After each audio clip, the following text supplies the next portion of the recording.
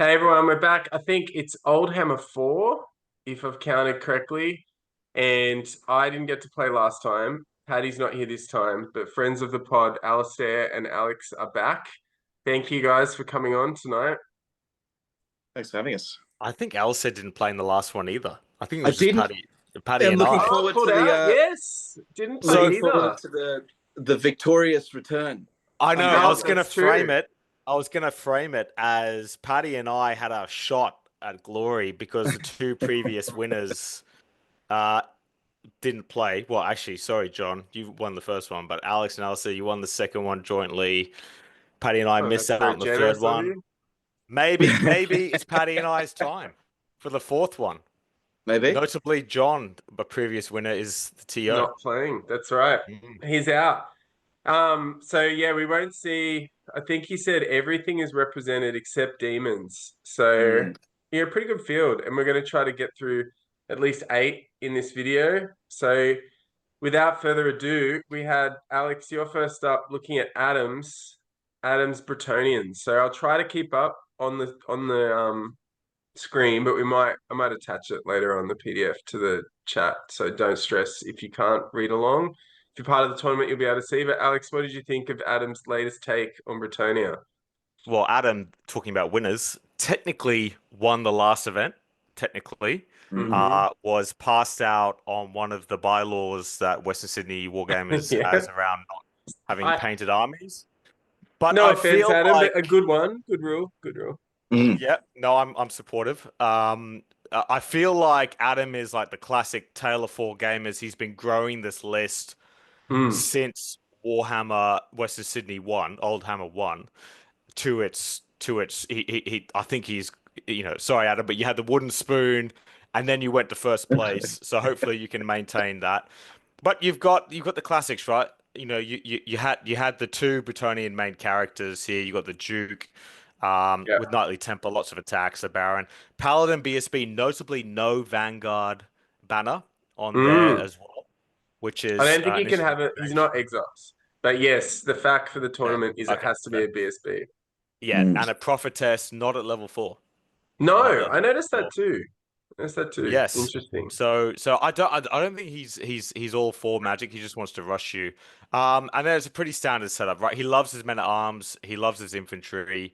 So he brings them along. Smaller unit of knights, and he's usually run in the past few events. He's gone for bigger units. Typically, there's 2 units to 6 in this one. But I think he's got it down, right? Just charge forward.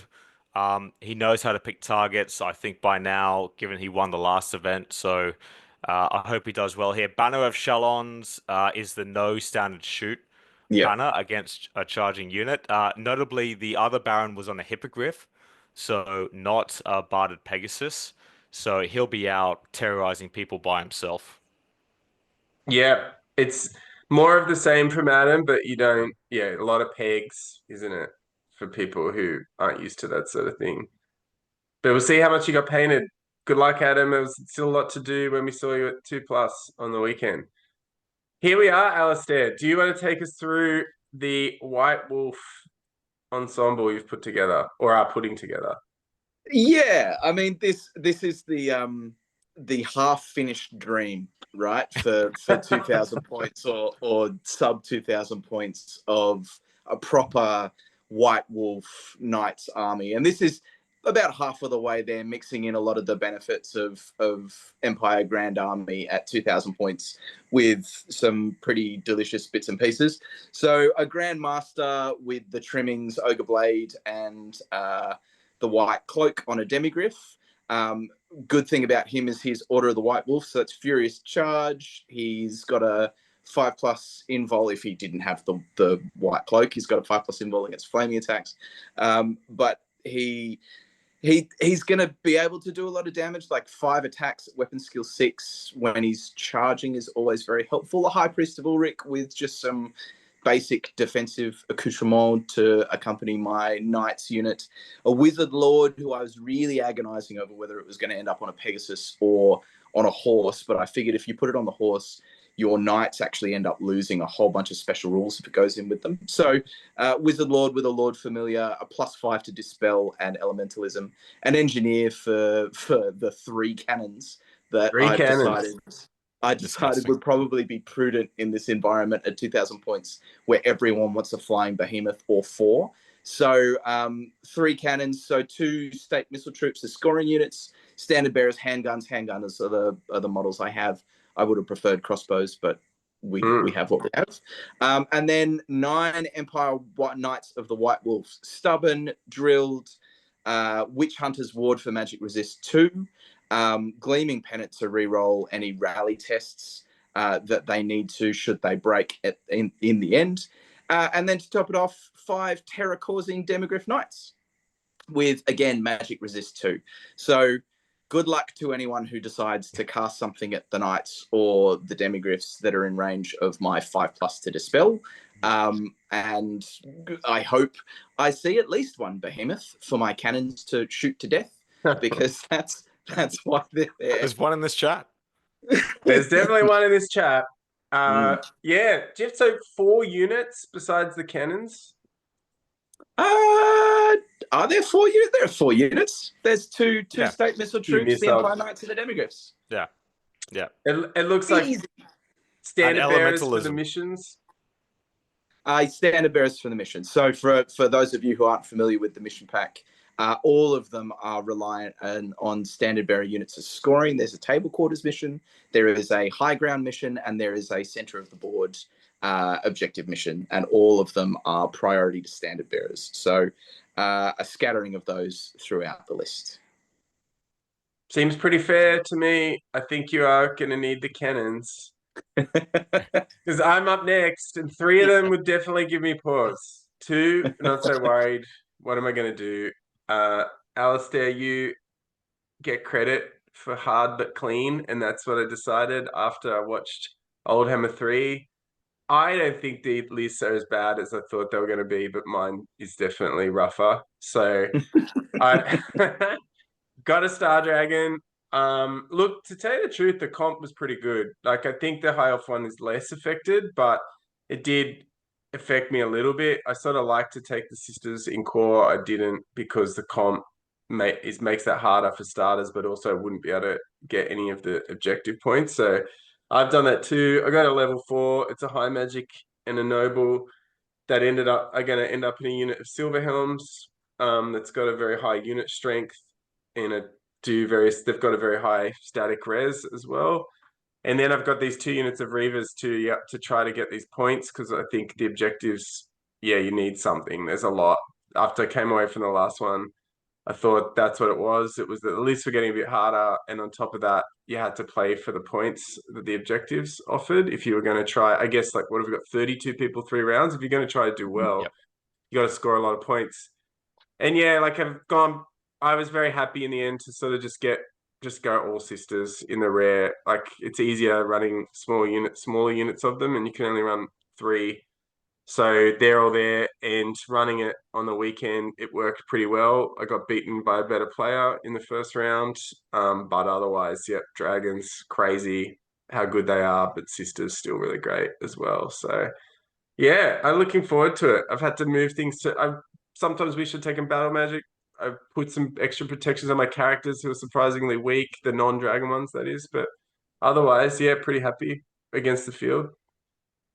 Yeah, less battle magic from the 2 of you, which we would have expected. Less battle magic from the field, to be honest. And way less investment in magic missile offense than I certainly expected. If I'd have been prescient to know otherwise, I would have tried to run full White Wolves for this, because it's perfect environment for them. But no, the level 4's a good pick. You do have to be careful with the Elven Steed, though, right? Because don't the Silver Helms lose their counter charge if the they don't have counter charge. They sadly don't have counter charge. Silver Helms. No. Seriously. No. The barded Elven Steed gets it, but they don't have it as. That's classic Chaos Knight. That is such situation too.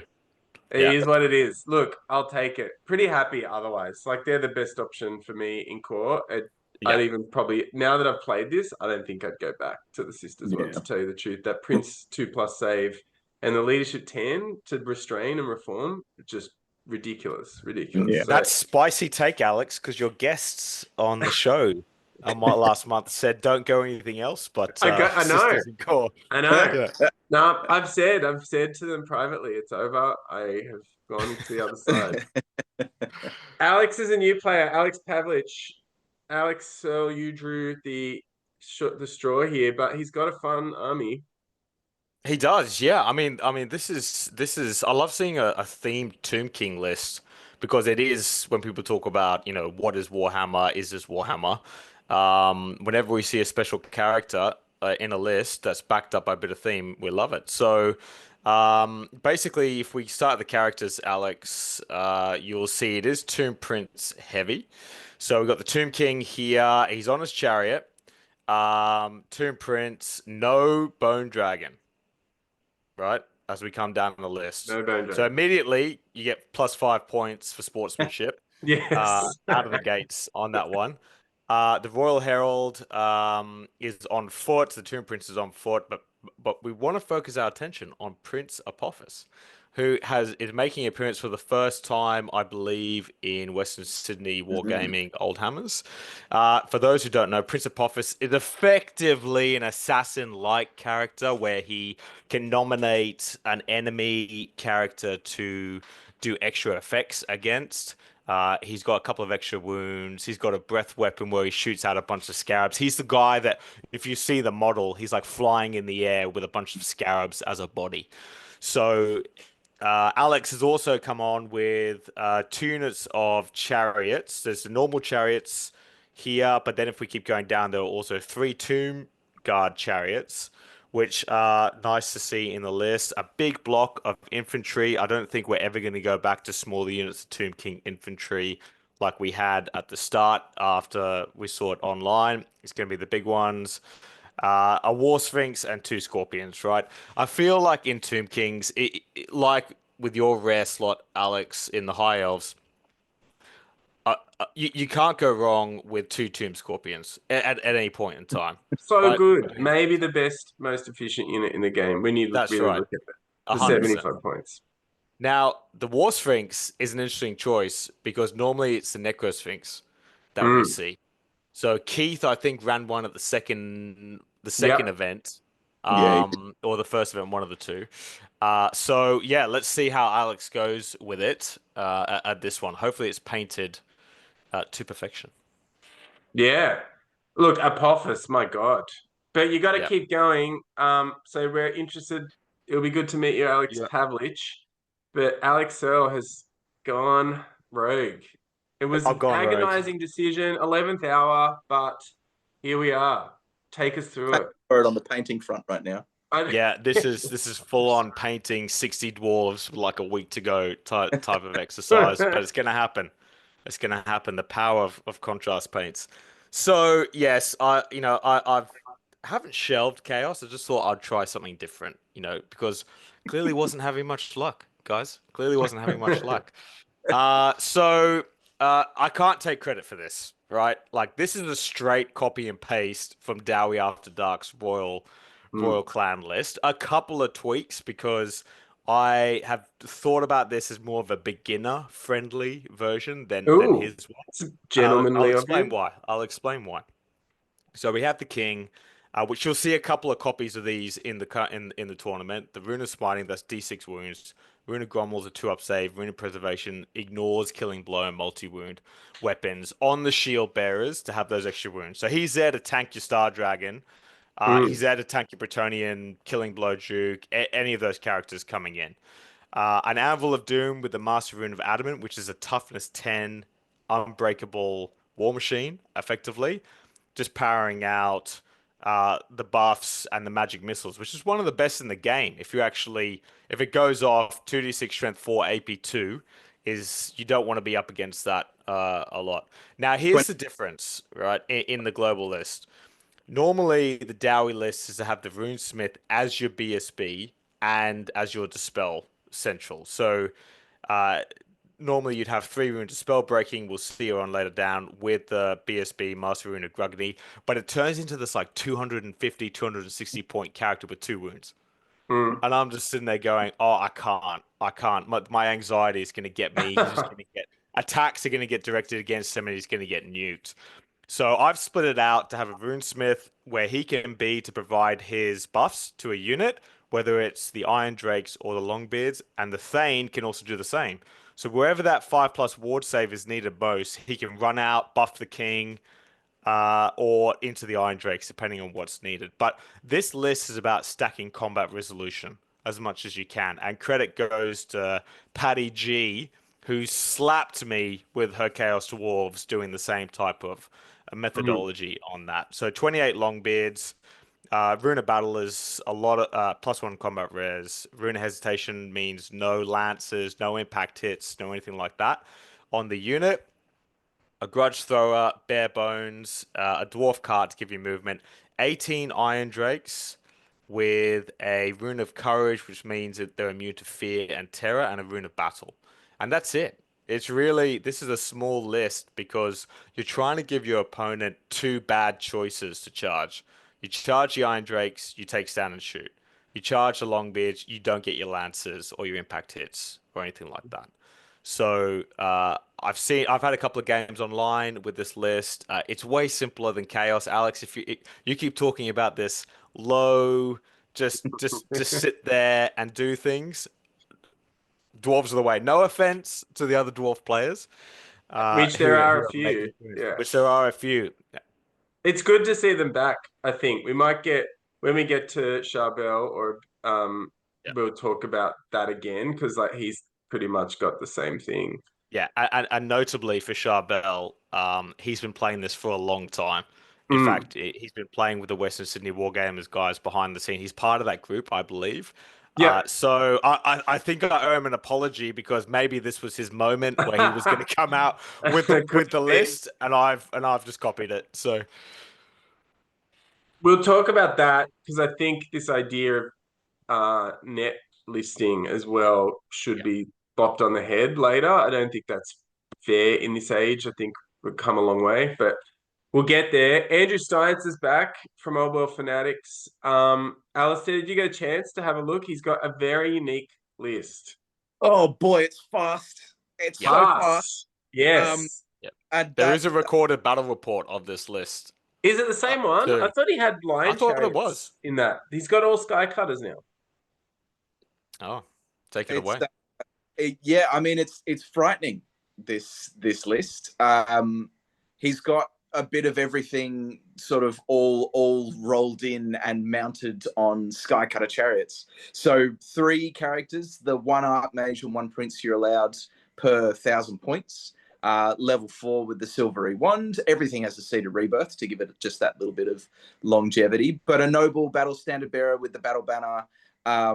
A little bit of additional defense through the Enchanted Shield, but generally just a big combat noble mounted on a Lothern Skycutter. And then he's got a Prince with an Ogre Blade. So this is improving the save down to 2+ for the Prince on the Lothern Skycutter with an Ogre Blade, with the Seed of Rebirth. Not looking at any other ward save there, but I don't think you necessarily need it.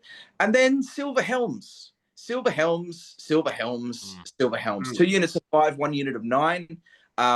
Whenever you see mass cavalry like this, it always puts a little bit of a chill down your spine, unless you're one of those people like Alex who likes to sit in the corner with guns. But fast. The watchword of this list is quick. Dragon Princes to top it off, because what is it without elite cavalry? 1 Tyrannok Chariot, because why not have a Tyrannok Chariot?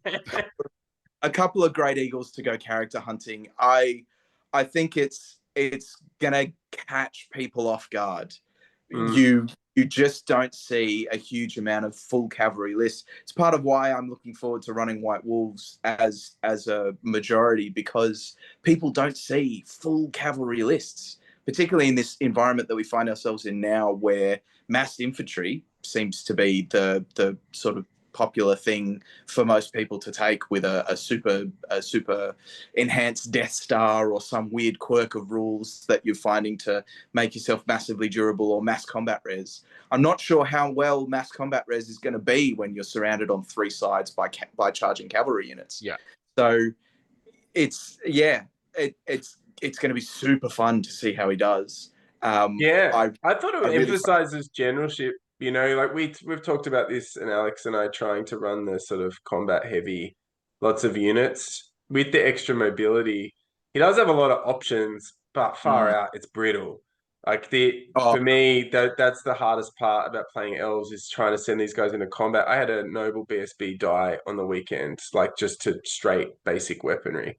So it's just like, yeah, I think he's going to be super fast, and he's going to have to line up his charges, and it could just blow through people. We'll see. It'd be interesting. Yeah, I like the commitment to it. We Yeah. understand. No dragon, no easy way out. No dragon. But the prince is on the chariot for immune to killing blow, I assume. And does a Lofton Skycutter have first charge built in? No, but it's okay. it's fast. It is a heavy like, chariot. yeah, he's still a it is 2+ heavy save, chariot, 5+. He must have 7 wounds. So it's good. Like, it's interesting the way they all work together. But yeah, we'll see to take a hit. Ogre Blade, I suppose, but Battle Banner I've got it in mind too. It's a very interesting list. Full, all credit to him. He's come up with something somewhat new, as you say, like all cavalry, and I think he played a fast list at one of the big ones, Moab or CanCon, or no, it wasn't CanCon. It's the one before. I think it was Moab. Moab, maybe. Yeah, thanks. Yeah. Cameron's been around, so Cameron did pretty well. Was undefeated at the last one, Oldhammer, and I think he's sort of famous for running the Manticore Lord.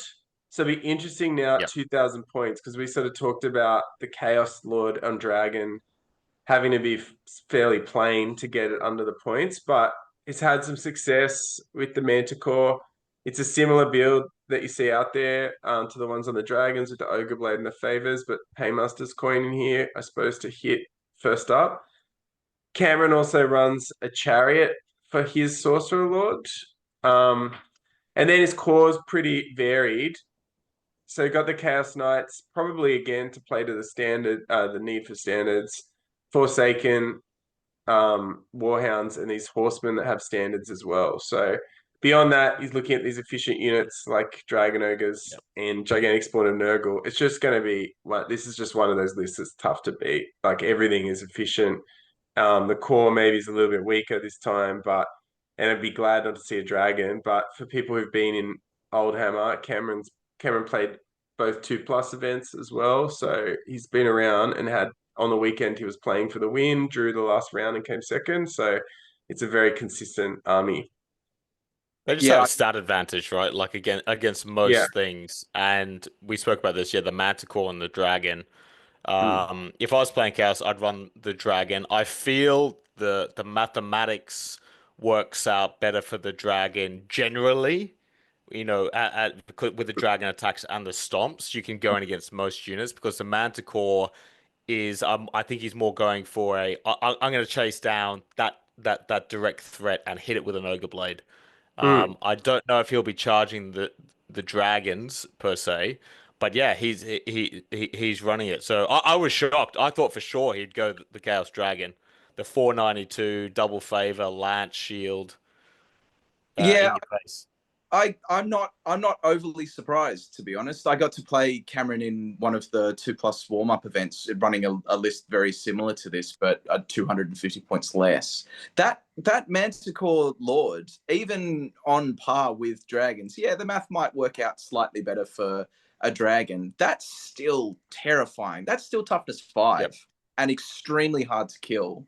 And I feel, watching his results since the game I got to play against him, he's become better and better and better at picking targets and being belligerent with that Chaos Lord when he needs to. There's such a distorting influence on the field. Dragons, I mean, everyone feels it with a dragon, but the Chaos Lord with all the tricks mounted on the Manticore has exactly the same effect, and it sneaks up on people, which is all the more beneficial for the Chaos Lord. So I expect Cameron to do well again. There's a whole lot of efficiency in this list. He's played it a lot and has a lot of experience against a variety of armies. So I really look forward to seeing how he does. I hope I don't get paired against him. Yeah, me too. Goes. Three cannons. Look, 3 cannons might be all right against that Manticore. I don't know. There's just against too many the chariot. Chariot, doesn't have the wards up? Did he? Just check because we've got a bit of time. Yeah, no. Oh, I guess you get the Chaos Armor ward. It's built-in Yeah, wards. you get the 5 in. Yeah. Yeah, you're not going to buy anything more than the 5 in ward. No. Charbel. Charbel. So yes, part of Western Sydney. Alex, you might have stolen his thunder, but so just before you go into it, to sort of give us, so that you gave us the rundown of how it worked, but people are going to say, like, I think I got to move on from this idea about net listing. Like with Patty and I've like to say at other times that it's been 10 years since anyone was playing this game. It's been 20 years since like a lot of this stuff, the internet came out, and you can't avoid a lot of this. Like dwarves were dead and buried, and you have a very popular internet personality brought them back to life almost single-handedly. I know there are a lot of fans of it, but he's worked and worked and worked and come up with this just barnstormer of a list, and people might say, oh, look, we're starting to copy things. And I think later you see Simon has taken almost the Jay Different Golding's flavor. list. Yeah. But everyone's so enmeshed with the internet, and you can see that, like, if anything, I think it's great that dwarves have, I believe, a playable, like, I think this is very playable, this army, and one of the dark Alex, horses. what I was trying to say was Charbel has been one of the OGs. I think he's been playing this for a long time. I Yeah, am the net lister. I'm the one that's copied it straight out of Dowie, and that's the thing is I swear we've seen photos of Charbel playing this Yeah, 4 months ago against Michael. So there's a couple of key differences here, but you can see there very similar setup with the Rune of Smiting on the King, 2-up save, preservation. Rune of Furnace means he gets a 3-up ward against flaming. And critically, what that means is against other dwarf kings, if they have the runesmith in the unit, the runesmith is providing flaming attacks to the Longbeards or the Iron Drakes, whatever it is. So if my king has a runesmith in the unit against his king, he's winning that because he's getting a 2-up armor save and a 3-up ward save. So or unless I take out the runesmith, etc., etc. So, again, you've got the Anvil of Doom, toughness 10. Rune of Cleaving means he's getting an additional AP on his hand weapon attacks for the Anvil Lord and the guards as well. So this is his own little flavor on that, and probably through experience about saying, okay, it might be toughness 10, but I still want to generate some combat resolution against like crappy units charging against it. That already just had 15 points, and he just wanted to spend it on something. Rune of Spell Breaking, we didn't cover off before, but that's the automatic dispel. It's Yeah, not I'm a a huge dispel fan. scroll. I'm paying Yeah. 40 points for one. I'm so into it. Yeah, Yeah, but I people think you have get whole mixed up. turns where you just Yeah, get, and I know you've only got, does this one only have an 18-inch range? yeah. Runesmiths are technically level 1. They dispel as a level Yeah, 1. but I Yeah, really found like that was a change I made, and I've been trying to make it for a while because 40 points is a lot. But I remember thinking on the weekend, God, I wish I had this. There's just people want that spell to go off on turn 2, or a doppelganger later, and you only need to stop it once. If they don't roll double sixes, you're through. yeah. And stopping things like Oaken Shield on Yeah, the turn before TMP on the second TMP. turn. Yeah, TMP's Maybe not so bad okay. against dwarves, but Yeah, but like Oaken Shield before the Iron Drakes, which are ballistic skill 4, strength 5, AP 1 weapons, mm, you don't you nuke the Oaken Shield off the critical turn because you don't want that happening unless you're the White Wolves and you get it anyway. But you can see here on his he's got a couple of more long beards on there. Rune of Passage is I don't have many runes of passage in my list, but it gives move through cover to the unit, which as a dwarf is critical because you're gonna feel it otherwise. I think it's Grudge 5 Thrower's points as got well, isn't it? his. 5 points. It's 5 points. It's 5 points. Yeah, and by the way, you interchange the King Rune of Furnace because it's also 5 points with Rune of Passage, depending on the setup. of the game. The Grudge Thrower, Stalwart Rune is the +1 combat res, and Rune of Reloading and Forging is just to protect against misfires. So my Stone Thrower is could probably blow up turn 1. His one has protection, but Stalwart catches people off guard because again, a War Machine is technically a skirmisher. It has no flanks, no rear.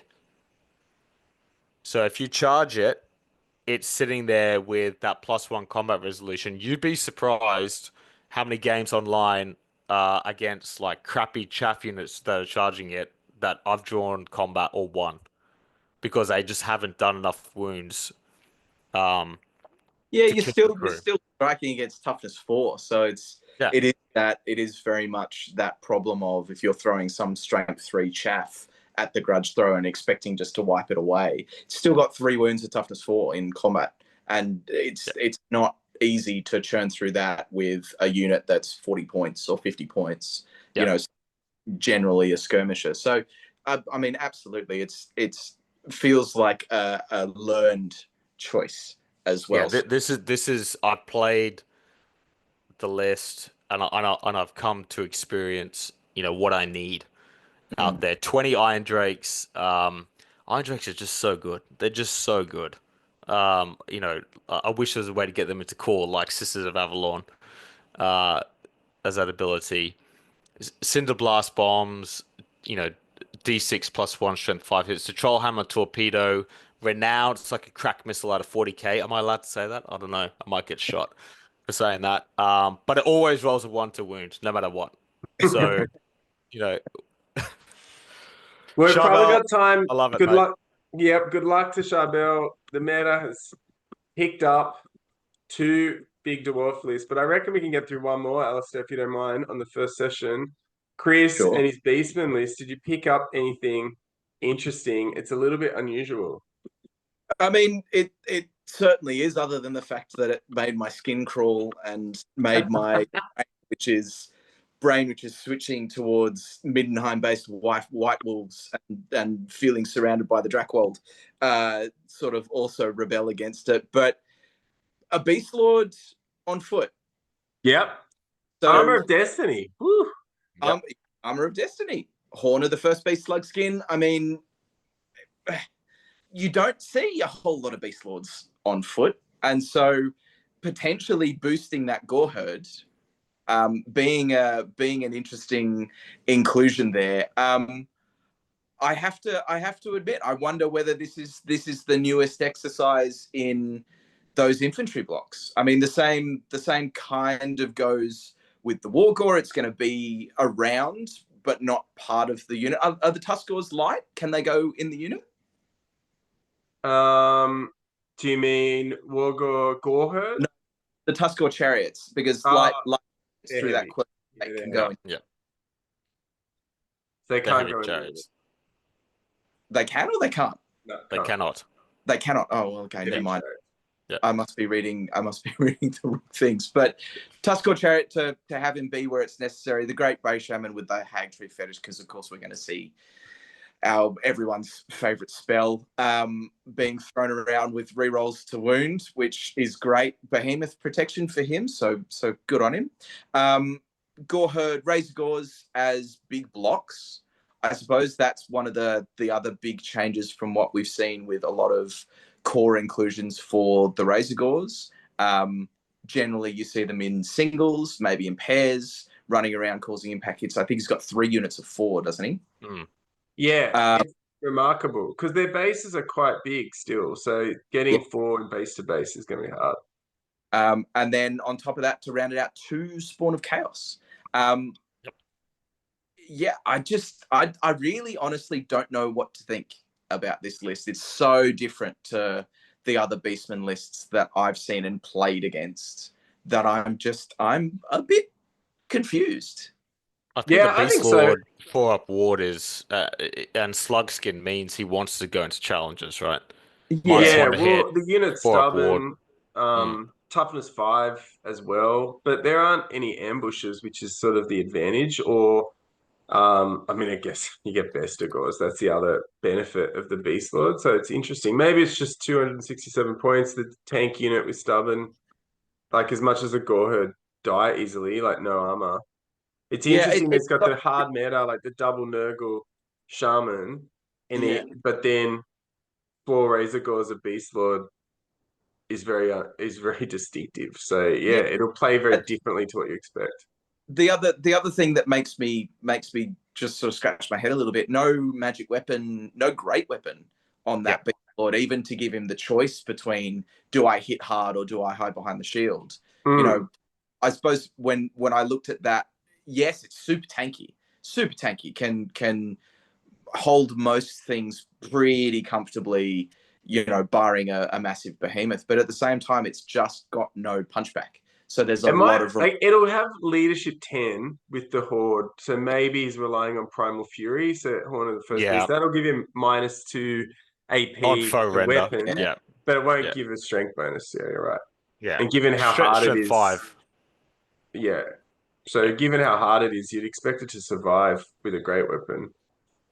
Well, 4 up save, 4 up ward, and -1 to hit. I mean, I love slug skin. I ran a Shaggoth with slug skin at the first event, and nothing could hit it. Do you know what I mean? So anything above weapon skill 6, And it's on the unit. most things are hitting on 4s or 5s. Yeah, it'll be interesting to see. Like these Razor Gores. There I was thinking I had too many of them, but I was off by a long way. Look, that's it for the first thing. We're ahead of schedule, which is great. So we'll probably end up with 4 of these videos. Thanks for watching. We're going to go straight into it with the wild man of Western Sydney Wargaming, Damo, who has topped himself. I don't mean that literally. He's topped himself with this list. We'll be back with the next video. We'll see you soon.